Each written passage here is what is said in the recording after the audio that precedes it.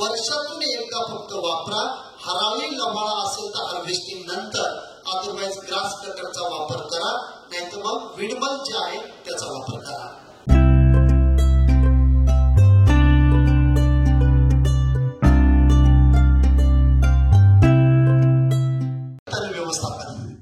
तण व्यवस्थापन एक वाक्य मी बोललेलो होतो आधी, ते वाक्य मी आता पुन्हा बोलतो की ह्या प्लॅनेट वरती वनस्पतीच असा एक ऑर्गॅनिझम आहे की जो क्षार घेतो आणि ऑर्गॅनिक मटेरियल देतो. डाळिंबाचं झाड कमी पाणी देतं, म्हणून डाळिंबाच्या ड्रिपरच्या खालचे क्षार खाणारे किंवा पिणारे तण जर तुम्ही तिथं ठेवले तर जमीन सुपीक होते. कशी?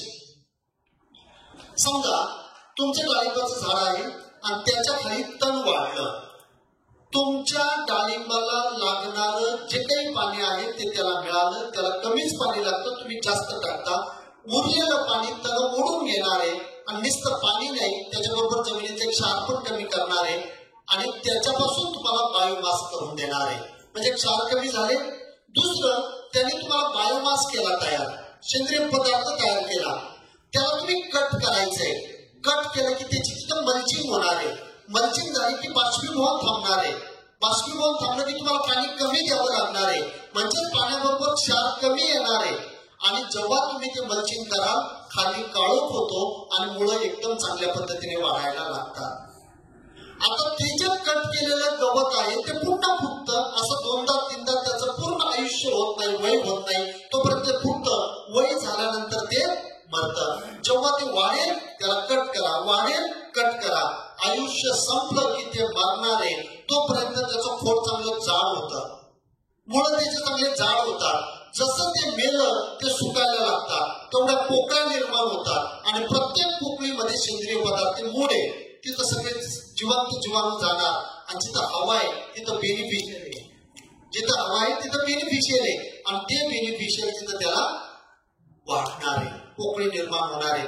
जमीन 3 वर्षात 1.5 फूट जमीन तुम्ही हाताने उकरणार आहे फक्त एवढ्या एका सूत्राने. तणनाशक टाळा, वर्षातून एकदा फक्त वापरा. हराळी लव्हाळा असेल तर हार्वेस्टिंग नंतर, अदरवाइज ग्रास कटरचा वापर करा, नाहीतर मग विडमल जे आहे त्याचा वापर करा. क्लिअर झालं सगळ्यांना?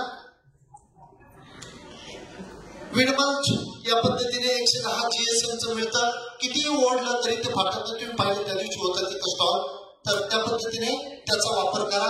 तण नियंत्रण होतं, आर्द्रता टिकून ठेवतं, पाण्यात मॉइश्चर, जमिनीचं तापमान थंडीच्या दिवसात वाढवतं आणि उन्हाळ्याच्या दिवसात कमी करतं. कारण खालून काळे वरनं सिल्वर आहे, फक्त उलट टाकू नका, उभं झाडं.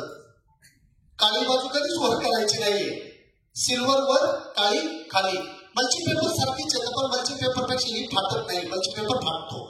तर हे मुळांची वाढ चांगली होते, खतांचा कार्यक्षम वापर होतो, रोग किडी कमी होतात आणि सगळ्यात महत्वाचं त्याच्यापासून जो सूर्यप्रकाश